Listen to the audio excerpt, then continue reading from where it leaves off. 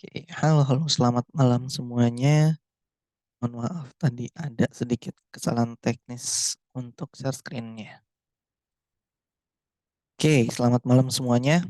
Perkenalkan saya Dirga. Hari ini kita akan membahas mengenai UI UX design, teman-teman. Untuk hari ini, untuk teman-teman yang baru masuk, ini udah masuk di ketiga, kita akan coba membahas lanjutan dari yang sebelumnya. Kemarin kita udah bahas mengenai design thinking, dasar dari UI UX. Nah, hari ini kita udah langsung masuk membahas mengenai desain itu sendiri. Di mana kita akan masuk membahas mengenai wireframe dan juga desain sistem, teman-teman. Oke, sebelumnya kalau ada yang ingin ditanyakan, ditahan dulu biar nanti di sesi Q&A kita akan coba diskusi bareng lagi. Oke, nah kira-kira nih dari kalian, di sini ada Kak Jacinta, Kak Ulum, sama Kak Mei. Ada yang sudah mendengar apa itu wireframe ataupun ada yang udah tahu wireframe itu apa sih? Coba di kolom chat nih kalau ada yang tahu. Kalau nggak ada yang tahu boleh jawab nggak tahu Kak, biar kita tahu nih teman-teman. Oke, nah kami belum tahu ya. Oke, nggak apa-apa. Hari ini kita akan bahas mengenai apa itu wireframe dan gimana sih si wireframe itu digunakan dan nantinya akan seperti apa wireframe itu sendiri. Jadi di sini teman-teman, wireframe itu adalah sebuah kerangka dasar halaman website atau aplikasi mobile untuk menunjukkan desain yang kalian ingin buat atau kalian ingin desain. Contohnya gimana? Misalkan kalau kalian mau membangun sebuah rumah atau ya sebuah rumah lah kita contohkan.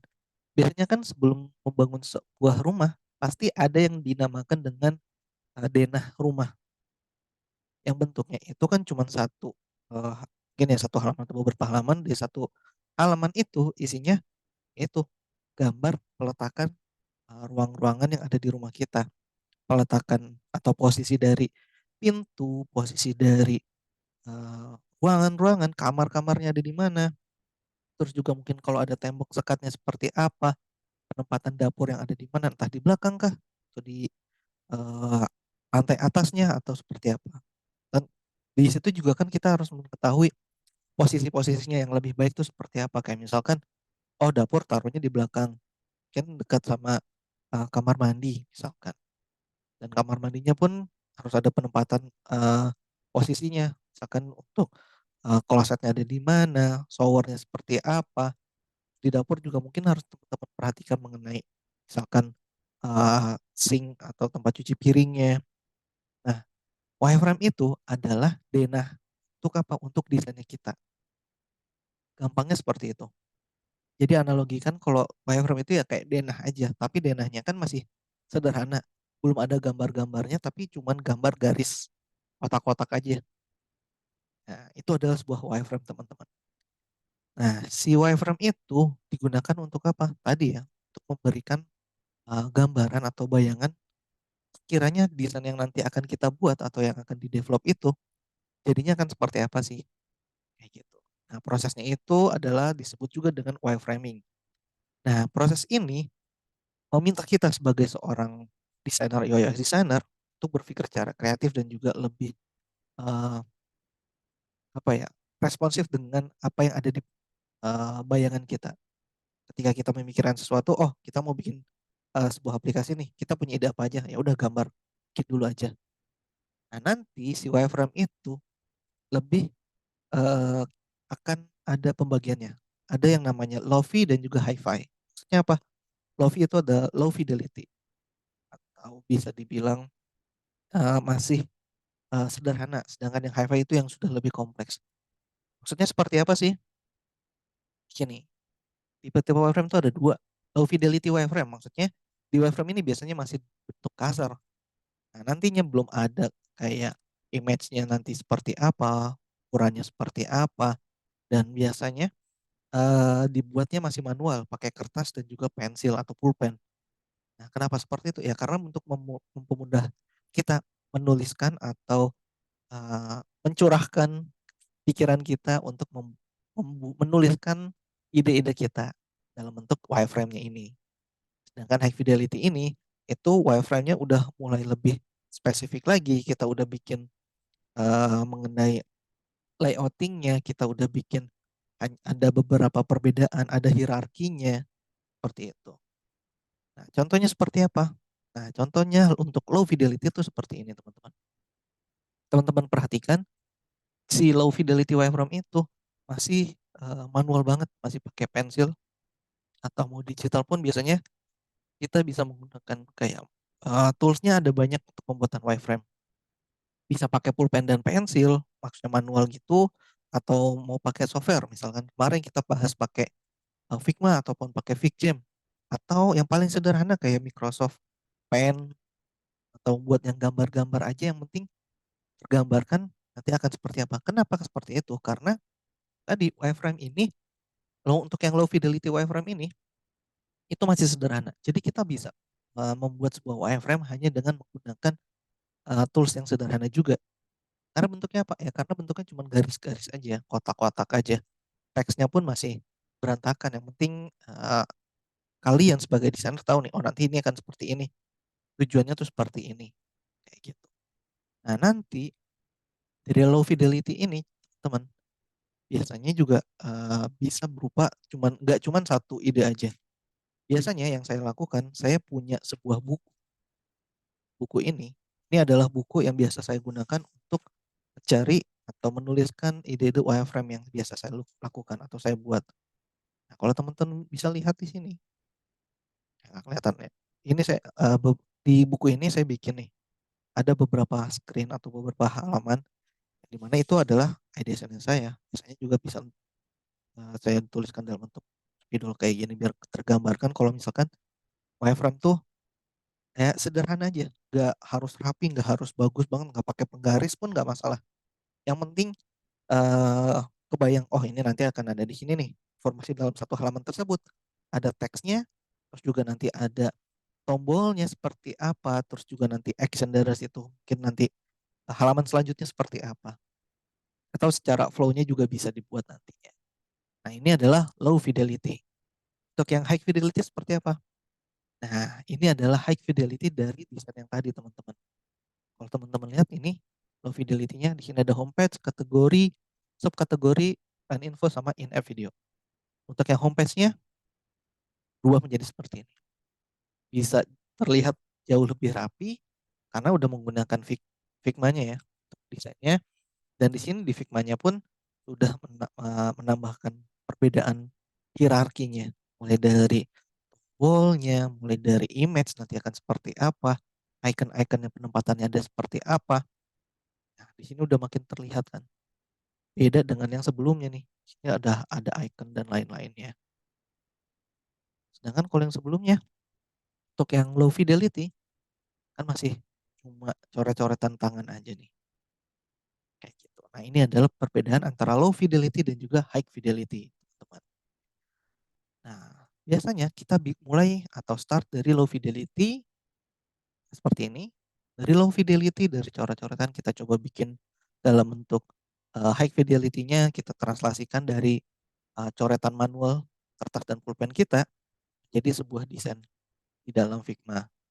Kita bikin kalau misalkan nggak pakai Figma pun nggak masalah, misalkan mau pakai apa, Figjam atau mau pakai mockups juga ada banyak toolsnya gitu. Nah selanjutnya apa? Ya ini nanti untuk apa, menggambarkan desain UI-nya yang hasil jadinya seperti apa. Ini kan tadi masih low-fi nih. Ini low-fi ini yang high fidelity. High fidelity. Dan ini udah UI-nya. Seperti itu, teman-teman.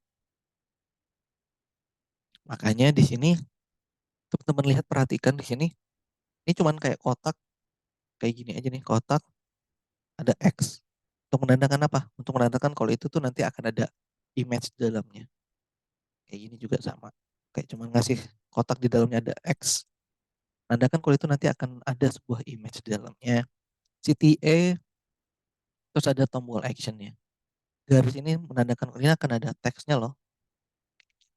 Nah, terus diubah menjadi lebih detail lagi, ada tulisan logonya, di atas juga ada penempatan untuk menu dari device-nya, tombolnya seperti apa, udah lebih terlihat perbedaannya, baru masuk ke dalam UI-nya.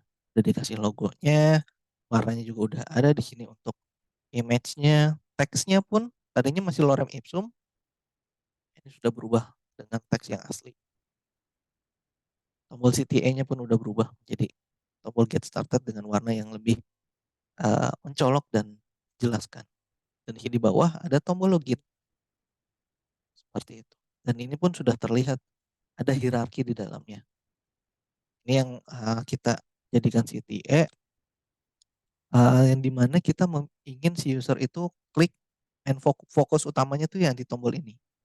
Seperti itu. Oke, nah ini adalah wireframe teman-teman. Nah, tapi di dalam wireframe itu nanti setelah kita sudah membuat wireframe-nya nih, tahapan selanjutnya apa? Ya, tahapan selanjutnya kita akan membuat desain. Nah, tapi sebelumnya itu, sebelum kita langsung terjun membuat desain, kita bisa membuat sistem, sebuah sistem yang nantinya bisa membantu kita dalam proses desainnya kita. Contohnya apa? Kita bisa membuat yang namanya desain system. Nah, hari ini kita akan coba membahas desain system nih teman-teman. Ada yang pernah dengar mengenai desain system itu apa? Gak apa-apa, kalau belum ada yang pernah dengar. Nah, sekarang kita akan coba bahas nih. Apa sih desain system itu? Atau seperti apa desain sistem itu? Nah, ini adalah sebuah desain sistem. Jadi, desain sistem itu merupakan kumpulan dari komponen-komponen yang biasanya digunakan berulang atau dipakainya itu nggak cuma di satu tempat, tapi akan ada di tempat-tempat lain, di halaman-halaman lain. Untuk apa? Untuk nantinya bisa menjaga standar kualitas dan juga membuat desain kita itu jadi lebih konsisten. Karena apa? Karena kalau misalkan desain kita itu nggak konsisten, contohnya gini, bayangkan kalian lagi membuka aplikasi Shopee misalkan, yang di mana mereka punya brand warna itu kan warna oranye. Nah, kalian pindah-pindah halaman segala macam, masih ada tuh warnanya si oranye itu. Tapi misalkan ketika kalian lagi browsing, tiba-tiba kalian klik satu tombol, warnanya berubah jadi warna ungu misalkan. Kalian pasti akan bingung kan? Wah, kok ini jadi warna ungu seperti ini nih? Ini saya salah klik, salah aplikasi atau ada bugs nih, error nih, kayak gitu. Nah, itu kan membuat sebuah emosi yang negatif, yang dimana kita nggak ingin user merasakan hal tersebut. Kita pengen user itu make, ya udah pakai aja, nggak perlu harus mikir, nggak perlu merasa ada yang aneh kayak gitu. Yang membuat apa? Kalau user udah mikir, wah ada yang aneh nih, itu kan jadi ada emosi negatif yang nantinya memungkinkan user itu nggak mau pakai lagi kan. Nah, kita kan pengennya orang pakai terus untuk aplikasinya kita atau produknya kita. Makanya kita coba buat desain kita itu konsisten. Konsisten dari apa? Konsisten dari pengambilan asetnya, konsisten dari jenis desainnya, konsisten juga untuk tampilannya nanti seperti apa, pewarnaannya, jenis fontnya, nanti akan kita bahas masing-masing. Seperti apa sih si desain sistem itu? Tujuannya apa? Tujuan desain sistem itu untuk tadi ya, capai efisiensi, konsistensi, dan skalabilitas yang lebih tinggi. Karena nanti ketika kalian bekerja dalam sebuah perusahaan, kalian kan pasti nggak bikin cuma satu halaman desain aja. Kalian bikin ada 5 sampai puluhan sampai ratusan halaman desain. Nah, gimana caranya kalau misalkan ada satu perubahan warna, misalkan perusahaan kalian warnanya, brand warnanya itu di awal itu warna merah. Tapi ketika sering berjalannya waktu, ternyata ada request atau ada perubahan, ada update nih. Misalkan perusahaan kalian mau ubah warna brandnya itu dari merah menjadi warna ungu. Nah, apa yang kalian lakukan? Kalian harus merubah di yang ratusan screen tadi yang sudah kalian buat atau ratusan desain yang kalian buat satu-satu kan. Nah, dengan menggunakan desain sistem ini, itu akan memudahkan kalian. Jadi tinggal ganti satu warna, dia akan berubah semuanya. Nah, itulah enaknya dengan menggunakan desain sistem. Nah, siapa sih yang menggunakan desain sistem saat ini? Kalau baru Jenny Gen 3, gak apa-apa, Kak Fajri. kita juga saya coba jelasin pelan-pelan aja. Nanti kalau Kak Fajri ada yang ingin ditanyakan, nggak apa-apa. Nanti di sesi Q&A kita akan diskusi. Oke? Atau ada yang masih bingung, misalkan nanti Kak Fajri mau nanya di luar dari materi yang saya jelaskan pun nggak masalah. Aman saja. Oke, kita lanjut. Nah, tadi kan membahas mengenai desain sistem nih. Contohnya seperti apa sih? Kenapa? Nah, nanti kita akan bahas contohnya. Di sini saya mau bahas kenapa sih pentingnya si desain sistem itu. Karena mungkin di awal itu, karena dia itu berupa sistem. Sistem yang kalau udah ada, berarti kan semua orang harus menggunakan si sistem itu. Nah, di awal mungkin kalau sudah ada desain sistem, beberapa desainer merasa kayak, kalau udah desain sistem malah jadi terpaku nih, desainnya jadi kaku, cuman itu aja. Padahal seharusnya enggak. Kenapa? Karena desain sistem itu nantinya akan membantu kalian. Misalkan pembuatan pilihan warna, mengubah komponen-komponen, terus juga nanti kita akan coba membantu si desainer itu sendiri, teman-teman. Nah, jadi lebih ke arah si proses pembuatan desainnya itu. Walaupun memang secara kreativitasnya nggak terhalangi, tapi lebih ke arah terstruktur. Karena udah ada si sistemnya nih, tinggal dipakai aja nantinya. Kayak gitu. Dan nantinya kalau udah ada desain sistem, proses handover atau proses uh, transisi dari desain ke programming atau dari desain ke arah coding itu jadi lebih mudah. Kenapa? Karena developer pun akan punya uh, semacam bahasa yang nantinya bisa bantu mereka juga. Kayak penggunaan warna, mereka udah bisa ngedefine atau mendefinisikan di awal, oh warna brand kita tuh ada warna ini nih. Nah, nanti kalau misalnya ada perubahan ya mereka tinggal ubah di warna utamanya aja. Kayak gitu. Nah, desain sistem tuh seperti itu. Jadi nantinya si desain sistem itu bisa membantu seorang desainer untuk uh, dalam proses desainnya itu sendiri. Contohnya seperti apa sih desain sistem? Nah, di sini ada sebuah website yang dinamakan dengan desain sistem repo. Desain sistem repo ini adalah sebuah website yang mengumpulkan beberapa desain sistem yang ada di luar sana, yang dikeluarkan atau yang diupdate oleh perusahaan-perusahaan, mostly startup juga ada. Contohnya apa? Di sini ada banyak. Ada ANT desain dari ANT Finansial, ada Aspal dari Gojek. Sekarang kita coba buka yang Aspal. Jadi Gojek itu punya sebuah desain sistem yang mereka namakan adalah Asphalt Aloha. Ini update-nya lagi nih. Ini punya Gojek nih, asphalt.gojek.io. Nah, ini adalah sebuah desain sistem yang merupakan milik Gojek. Mereka update konten-kontennya pun lebih mudah.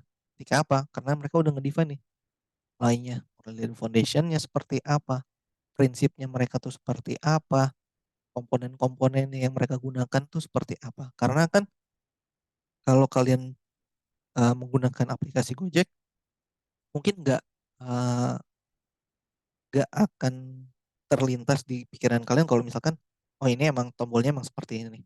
Ternyata di balik itu semua, mereka ada alasannya loh. Teksnya tuh seperti apa, kenapa mereka menggunakan teks ini untuk di screen ini, ada teks ini untuk di tombol ini.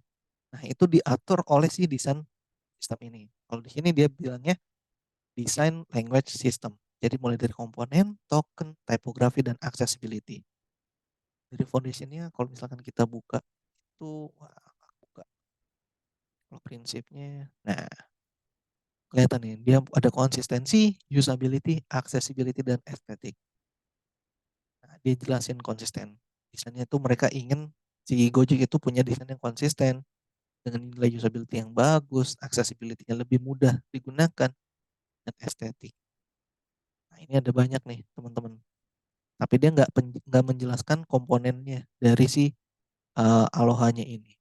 Dia cuma menuliskan kayak penggunaan warnanya itu seperti apa, tipografi atau teks yang mereka gunakan, motionnya seperti apa, dan lain-lain. Nah, ini punya Gojek. Yang biasa saya contohkan itu yang bagus adalah si Atlassian ini, teman-teman. Ini jelas mulai dari komponennya, brandnya seperti apa. Misalkan kita coba bahas mengenai komponennya. Komponen yang seperti apa sih? Kayak gini nih. Kayak misalkan ya contohnya button, tombol. Untuk tombol aja dalam sebuah desain sistem itu kompleks teman-teman. Kenapa kompleks? Karena di sini mereka bikin ada default button, ada primary button, bawahnya ini udah coding dari mereka nih. Nah ini ada komponen-komponen yang biasa mereka gunakan. Nah kenapa dibuat sebuah desain sistem? Karena nanti sebagai desainer pun kita bisa mudah membuatnya nih. Nah ini saya contohkan dari yang sisi developernya. Misalkan ada juga mulai dari brandnya seperti apa, missionnya seperti apa, patternnya seperti apa. Ada juga dari INT design, mulai dari penggunaan komponen-komponen seperti apa, dia udah banyak framework dan design value-nya. Nah, contohnya kalau misalkan kita buat desain sistem itu seperti apa? Nah, contohnya kalau di sebuah desain sistem sebuah aplikasi di Figma, contohnya kayak gini. Nah, ini ada nih penempatan atau penggunaan logonya seperti apa. Ini salah satu contoh aplikasi yang sudah pernah dibuat oleh uh, teman-teman menti saya, sebuah aplikasi mencari tempat destinasi wisata. Dia menggunakan tipografinya seperti apa, dijelasin mulai dari penggunaannya tuh ada ukuran-ukurannya. Ini nanti akan berhubungan dengan apa? Dengan komponennya. Ada primary colornya, warnanya seperti apa, neutralnya, secondary. Nah ini adalah sebuah desain sistem. Nah ada juga untuk bagian inputnya nih. Teks-teksnya nanti ketika di input oleh user seperti apa. Dan ini pun mereka menjelaskan mulai dari ketika defaultnya seperti apa, ada state-nya. Nanti kita akan coba bahas. Nah itu adalah desain sistem. Sekarang kita akan coba bahas nih mengenai style, komponen, dan juga variabel. Tadi saya udah sempat singgung di bagian contohnya ini. Kita coba bahas dari awal nih. Yang pertama yaitu style di Figma. Nah, style ini digunakan untuk menentukan warna, teks, dan juga efek yang nantinya kita bisa menerapkan ketiga hal tersebut pada sebuah objek atau sebuah teksnya yang kita sedang tambahkan untuk apa? Untuk menentukan struktur dan juga tampilan desainnya kita atau layoutingnya kita. Nah, biasanya style ini digunakan untuk warna, teks, efek, terus juga mungkin ada penempatan posisinya, ukuran-ukuran itu bisa kita buat dalam bentuk stylenya di Figma. Nah, contohnya gimana? Misalkan di sini kita sudah kalau di sini terlihat nanti ada local style seperti ini. Ada teksnya untuk yang regular, medium, semi bold, ada bold. Juga di sini ada title-nya. Ada color style-nya juga. Pewarnaannya seperti apa. Nah, ini foundationnya seperti apa dari warnanya. Dari primary-nya mereka. Ini ada beberapa warnanya. Tadi ini yang kita lihat di sebelah ini. Ada color style-nya. Ada neutral, ada secondary. Primary-nya seperti ini. Terus juga kita bisa menambahkan ada efek style. Di sini, efek style itu kita gunakan untuk bisa kalau di Figma itu bisa menambahkan untuk shadow ataupun untuk layoutnya nanti teman-teman. Nah ini adalah si style dalam Figma. Selanjutnya yaitu komponen. Nah komponen ini adalah elemen yang akan sering digunakan kembali di setiap desainnya kita. Komponen itu bisa membantu dan membuat desainnya kita itu menjadi lebih konsisten. Karena kita udah define di awal nih. Kalau misalkan tombol ukurannya segini, warnanya ini. Nanti kalau misalkan tombolnya itu adalah ketika tombolnya itu disable ataupun nggak bisa diklik, itu harus berubah dong desainnya. Biar menunjukkan ke user kalau ini tuh tombol nggak bisa diklik. Harus ada action yang dilakukan kah? Atau ada yang harus diisikan? Contohnya apa? Contohnya kalau kalian lagi ngisi atau lagi login, biasanya tombol loginnya itu kan nggak aktif di awal. Tapi ketika kalian masukkan email dan juga password, tombolnya langsung berubah. Otomatis jadi aktif dan bisa diklik. Kayak gitu. Nah, itu kan ada perubahan desain. Itu kita harus bisa define di awal biar nantinya desain kita tuh lebih mudah lagi ketika membuat desainnya. Contohnya di sini ada di tombol button. Nah, ini ada tombol yang defaultnya, ada yang outline-nya, ada press, dan juga disable. Ini tergantung dari penggunaan desainnya kalian. Kalian mau bikin yang seperti apa. Kayak gitu. Sini ada primary buttonnya juga. Nah, ini adalah beberapa contohnya, teman-teman. Nah, ini adalah komponen. Nantinya, si komponen itu ada dua aspek penting. Yang pertama itu main komponen, atau saya biasa menyebutnya itu primary atau parent-nya. Kayak gitu. Buat apa? Buat menentukan kalau misalkan kita bikin komponen, nanti ada juga yang kedua, yaitu instance atau anakannya nih, kalau saya biasa bilangnya. Karena apa? Nanti instance itu adalah turunan dari si komponen utama. Sekarang kalau misalkan saya contohkan, kita akan coba bikin di file Figma baru aja.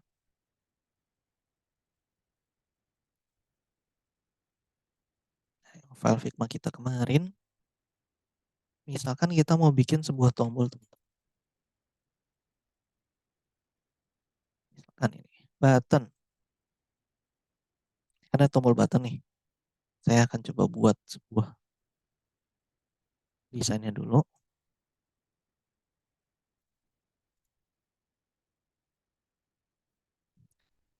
Nah, ini adalah sebuah tombol. Misalkan kalau misalkan kita mau bikin kan kayak gini. Nanti misalkan kita mau bikin tombol yang lain ya, udah kita bikin dengan desain warna lain. Tadi misalkan untuk yang disable-nya. Seperti ini. Nah, kalau misalkan kita lagi bikin sebuah desainnya nih, tapi kalau kita bikin kan kayak gini nantinya. Kalau kita bikin manual, ntar ada tombol atau ada desain lainnya, ya udah tombolnya misalnya ada di atas.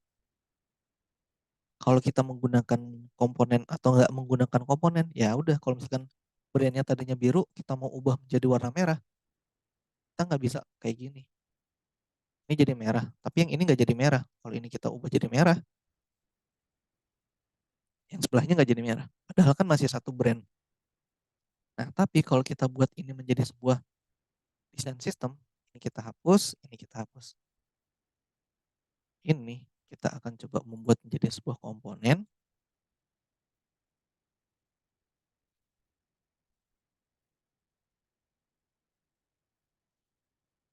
Nah, ini kita ubah jadi button default.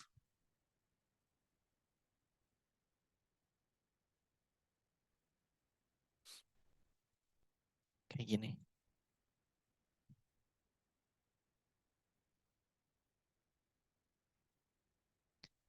Nah, nanti di sini kita ada yang disebut dengan aset. Aset ini kalau kita bikin ada tombol, kan tadi desainnya sama ya. Tapi kalau kita menggunakan si desain sistem ini, tadi misalkan kita mau ubah tadinya brand kita warna biru, mau diubah menjadi warna merah. Ini kita tinggal ngubah aja di main komponennya. Ini adalah sebuah main komponennya. Tadi nih, komponen utama. Yang kedua itu adalah instance yang dimana dia salinan komponen yang dapat digunakan kembali. Nah, nantinya bisa membantu kita dalam membuat desainnya. Contohnya seperti apa? Nah, ini adalah instance-nya nih teman-teman. Instance itu adalah turunannya. Atau saya bilang anakan dari si komponen utama.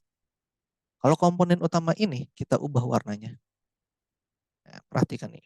Kalau kita ubah warnanya, dia juga akan berubah. Anak-anaknya semuanya akan berubah mengikuti komponen utamanya. Nah, ini adalah sebuah hal yang bisa membantu kita sebagai desainer. Ini tinggal ubah satu aja, itu langsung keubah ke semuanya. Tapi kalau dia dalam bentuk si childnya ini, kalau kita mau ubah warnanya jadi warna oranye atau warna ungu, child lain nggak akan berubah karena udah terpisah. Ini udah anak-anak sendiri nih. Tapi kalau misalkan si parentnya ini yang kita ubah, nah, dia akan mengubah ke semuanya. Kenapa yang bawah itu nggak berubah? Karena dia udah ngelepas desainnya. Ya kita udah override atau kita ubah manual lagi gitu. Kayak gitu. Bisa di reset. Dia akan balik lagi ke parentnya. Seperti itu. Nah ini adalah komponen yang ada di Figma. Selanjutnya adalah variable. Variable ini merupakan sebuah instance yang nantinya komponen utama kita itu bisa kita ubah atau kita bisa buat variabel beberapa variabel lainnya yang nantinya memudahkan ketika kita proses prototyping. Misalkan tadi nih, biar lebih mudahnya dari tombol ini teman-teman, kita bisa menambahkan yang namanya add varian atau tambah varian baru. Nah, ini kan ada tombol 1, tombol 2. Tapi yang ini kita mau ubah jenis desainnya. Misalkan kita mau bikin dia pakai yang garis. Ini ada yang tombol default, yang ini kita ubah menjadi yang lain misalkan. Terus nanti ada tombol tambah varian lagi, misalkan untuk yang disable.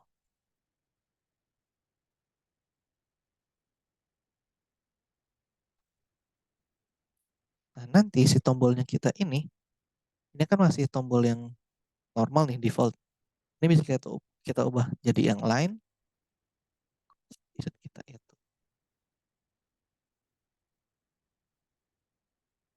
Atau mau kita ubah menjadi yang disable.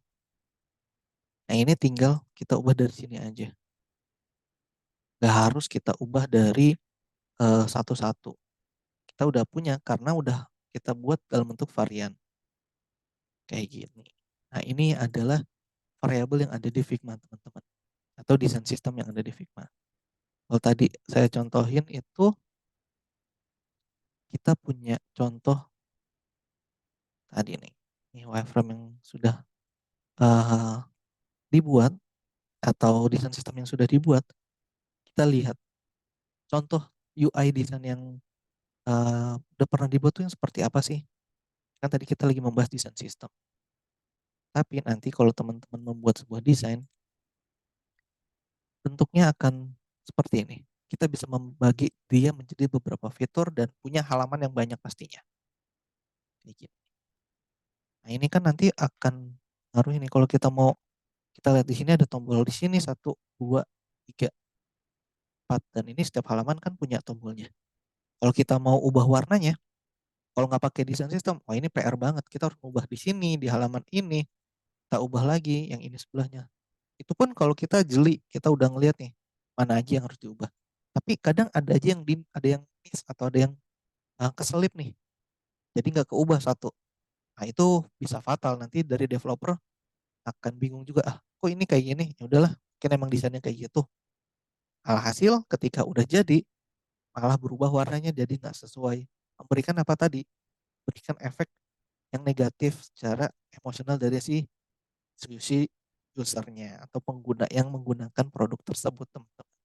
Tapi kalau kita udah menggunakan desain sistem seperti ini, kalau kita ubah warnanya satu, semuanya berubah, ya sama, ini juga sama.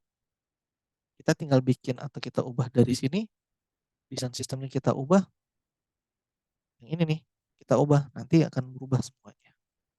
Kayak gitu. Nah, ini adalah desain sistem. Oke, sampai sini mungkin dari teman-teman ada yang ingin ditanyakan nggak? Boleh nih, kita masuk ke sesi Q&A aja. Boleh langsung ketikkan di kolom chatnya. Oh iya, saya sambil mengingatkan untuk teman-teman yang belum absen, itu sudah dikirimkan linknya ya, teman-teman.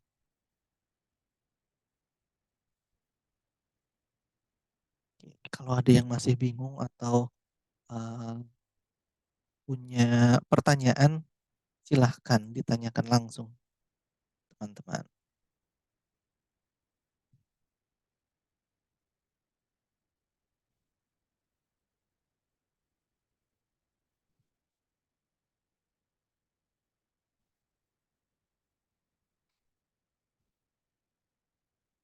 Ada yang tertarik untuk mau coba ini nggak nih, ambil kelas sebagai UI UX designer nih?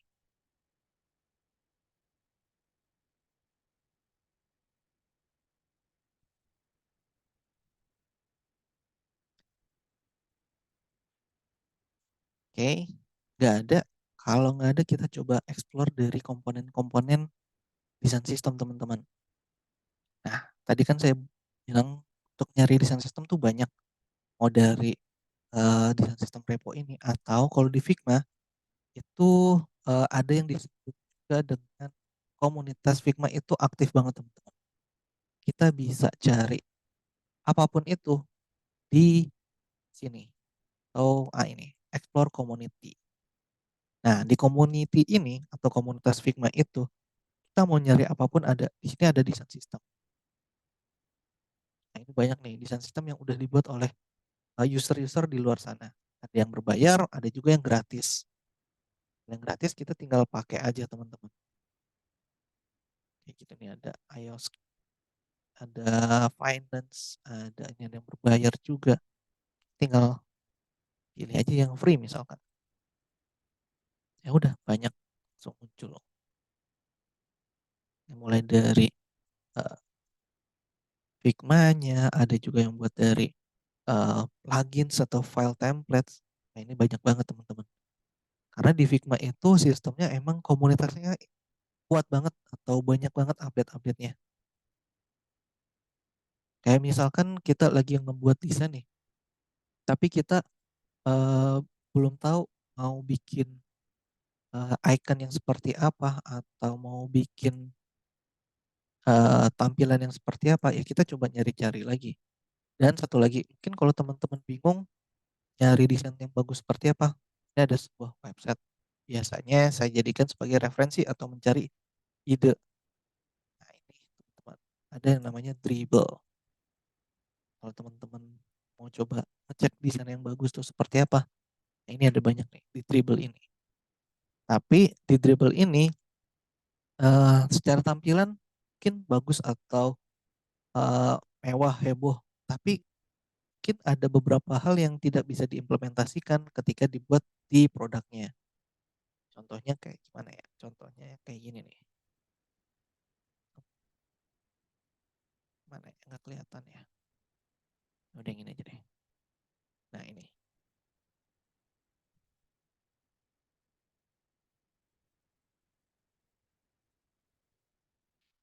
Nah ini. Mungkin kalau dari desain kan bagus ya, estetik nih. Warnanya eh bening banget, jernih banget, dan kelihatannya mudah banget ya kalau dipakai, dan wah keren lah. Tapi mungkin ada beberapa constraint ataupun ada beberapa hal yang akan menyulitkan dari sisi programmer. Nah, apa yang terjadi kalau misalkan itu ada di sebuah perusahaan? Dan itu pasti terjadi, teman-teman. Saya pun dengan tim sering tuh ada sedikit konflik antara desainer dan juga programmer. Kenapa? Karena ketika dari tim desainer itu udah bikin nih, kita mau bikin kayak gini nih, ada animasinya. Animasinya nanti kalau di swipe akan muncul seperti ini, nanti munculnya pelan-pelan kayak gini, scrolling. Nah, tapi dari sisi developer ataupun programmernya bilang, wah Mas kalau bikin kayak gitu nggak bisa karena terlalu kompleks, takutnya malah bikin lag dari sisi usernya karena banyak animasinya. Terus bisanya gimana? Ya udah paling kita bisanya munculnya cuma dibikin fade aja atau kayak pelan-pelan bakal muncul. Tapi muncul. Tapi ada animasinya. Ada, ya udah kita pakai yang itu aja dulu. Kayak gitu. Jadi harus ada beberapa hal yang kompromi dari tim desain atau tim produk ini dengan tim programmer. Nah, itu harus kita notes juga. Tapi balik lagi, kita harus pastikan kalau secara developmentnya itu tidak mengubah atau merusak experience-nya. Gak akan ngerusak pengalaman si usernya. Walaupun ada beberapa keterbatasan dari proses translasi tersebut, sebagai desainer kita harus tahu mana nih yang bisa, mana yang enggak, dan kalau emang nggak bisa, alternatifnya seperti apa, dan kalau misalkan kita pakai alternatif tersebut, apakah akan mengganggu secara experience user. Kalau mengganggu, kita coba cari alternatif lain. Oh, kalau nggak bisa, yang bisa tuh seperti apa? Bisanya apakah kita harus ubah, flow-nya apakah harus kita ubah untuk mengakomodir development-nya juga. Karena nanti development itu kan butuh waktu juga, butuh resource juga. Itu yang harus diperhatikan. Nah, biasanya hal tersebut didiskusikan dengan stakeholders. Karena nanti kan ada hubungannya juga dengan uh, tim lainnya nantinya, teman-teman. Nah, ini contoh untuk UI-nya, teman-teman. Kalau misalkan kita bahas desain sistem, ini tinggal kita cari aja desain sistem. Nah, ini juga banyak contohnya. Ya, nantinya teman-teman bisa coba cek dan bisa jadikan sebagai referensi. Oke.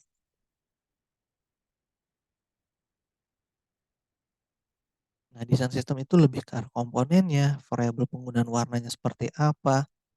Ada juga yang nantinya kayak ini berupa UI case tadi. Jadi terlihat ada komponennya itu ada seperti apa, warnanya, penggunaannya seperti apa.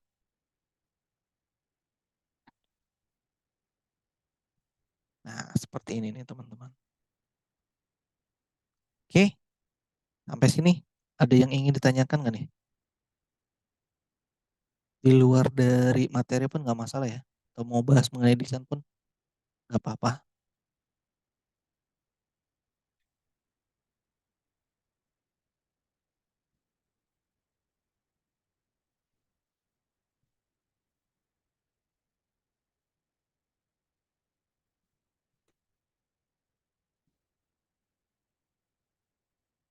Wah, pertanyaan bagus nih Kak Jacinta. Malam kamu mau tanya mengenai wireframe. Tadi dicontohkan ada lo-fi, hi-fi, sama UI desainnya. Nah, untuk wireframe-nya itu harus dibuat keduanya atau salah satunya aja. Terus kalau dari hasil wireframe-nya ke UI, desain itu bisa berubah nggak? Oke. Terus misal hasil dari wireframe-nya gambar di atas, tulisan di bawah, pas dibuat desainnya dibalik. Pertanyaannya adalah bisa. Dan untuk pertanyaan pertama, harus dibuat keduanya atau salah satunya aja. Untuk wireframe, sebenarnya enggak harus dua-duanya. Senyamannya kalian. Senyamannya kalau kalian butuh buat bikin dua wireframe, karena misalkan lagi di luar nih, lagi di cafe, lagi nongkrong terus kepikiran, wah dapat ide bagus nih kalau bikin fiturnya kita ubah. Ya udah bikin coret-coretan aja dulu di buku atau di kertas dimanapun, di handphone misalkan. Saya juga mungkin beberapa kali masih ngedesain di handphone untuk menuliskan ideation. Kayak misalkan download aja aplikasi Notes ataupun kayaknya Notes dari bawaan handphone juga banyak yang sudah include buat nyoret ya.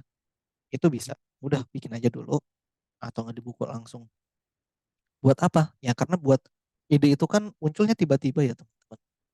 Entah lagi ada yang lagi ibadah atau yang lagi apapun itu idenya muncul, ya udah selesaikan dulu, ya udah lanjut coba idenya tuangkan biar nanti nggak lupa kayak gitu.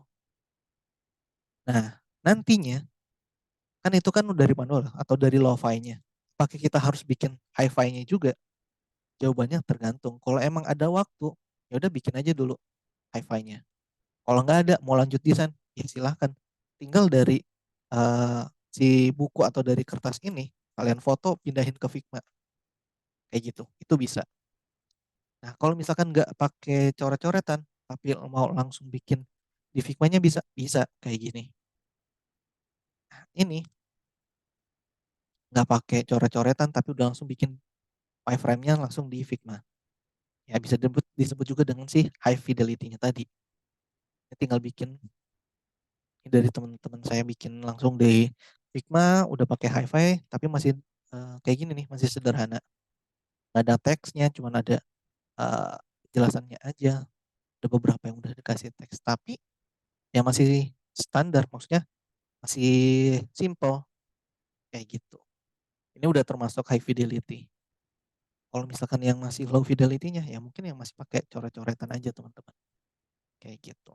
Dari sini nanti baru dibuatlah UI-nya.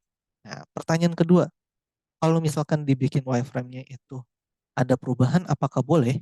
Contohnya lagi, misalkan ada nggak ya? Dari sini, nah ini misalkan ya penempatan posisinya. Di sini kan image-nya di tengah, tulisannya seperti ini. Tapi ketika di UI aslinya, kan beda. Logonya di sebelah kiri, misalnya seperti ini. Jadi jawabannya boleh, teman-teman.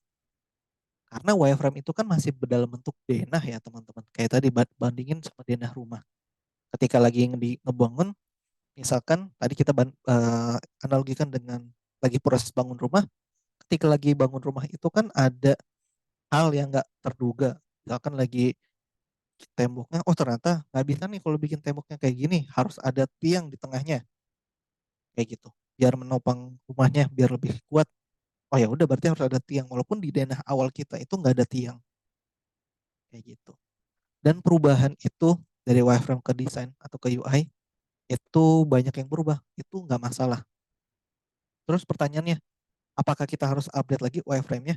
Kalau dari saya itu nggak perlu, karena wireframe itu kan cuma sebagai eh, alat bantu atau manifest biar kita tahu nih nantinya ngedesainnya itu nggak benar-benar mulai dari nol, tapi udah ada coretan awalnya dulu, kayak gitu. Jadi ketika ada perubahan dari Figma dari wireframe ke UI-nya atau UI ke wireframe-nya, itu apakah harus diupdate wireframe-nya? Nggak perlu, kayak gitu.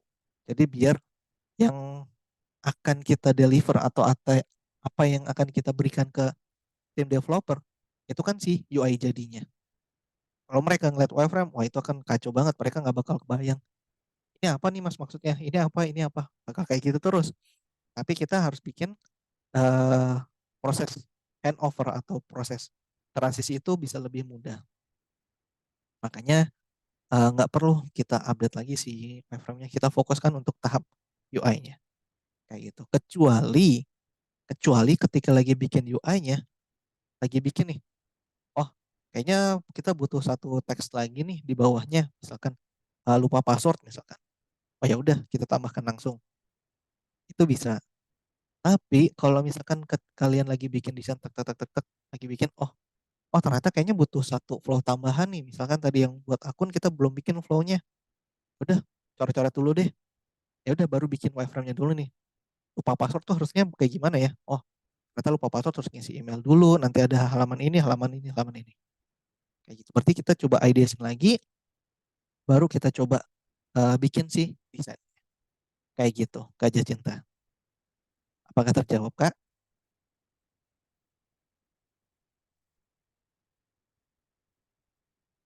Oke. Dari yang lain kira-kira nih. Oke, sama-sama. Boleh nih kalau teman-teman ada yang masih ingin ditanyakan mengenai UI UX desain kita nih. Kalau teman-teman mau coba eh, belajar dengan menggunakan Figma, kalau kalian nggak dapat di kelas ini, nanti kalian mau belajar mengenai lebih lanjut, mungkin coba ikuti untuk bootcampnya atau nanti teman-teman bisa coba sendiri aja. Karena Figma itu gratis, kayak gitu. Tapi ya better kalian biar tahu prosesnya seperti apa, tutorialnya seperti apa, penggunaannya. Jadi nanti bisa ikut kelasnya juga. Oke, kalau nggak ada yang ingin ditanyakan dari teman-teman sudah absen semuanya kah? Ingatkan kembali nih biar nanti teman-teman tetap dapat si sertifikatnya. Oke, kalau nggak ada mungkin kita bisa tutup aja ya untuk sesi hari ini teman-teman. Terima kasih untuk teman-teman sudah hadir di kelas ini. Untuk besok kita akan coba bahas untuk teman-teman yang mau coba pelajari Figma untuk prakteknya. Besok boleh ikut lagi nih kelas UI UX-nya. Besok saya mau coba ajarkan atau informasikan ke teman-teman mengenai praktek dari Figma-nya itu sendiri teman-teman. Biar nantinya kalian terbayang nih.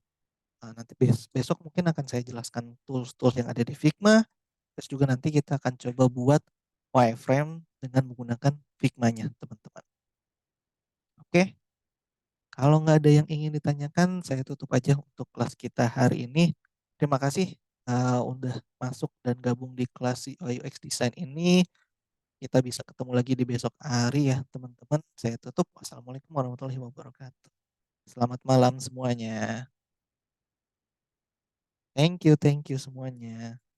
Kalau mau coba cek kelas sebelah, kayaknya masih ada yang join, silahkan ya teman-teman. Oke, thank you semuanya. Sama-sama, saya stop share. Thank you.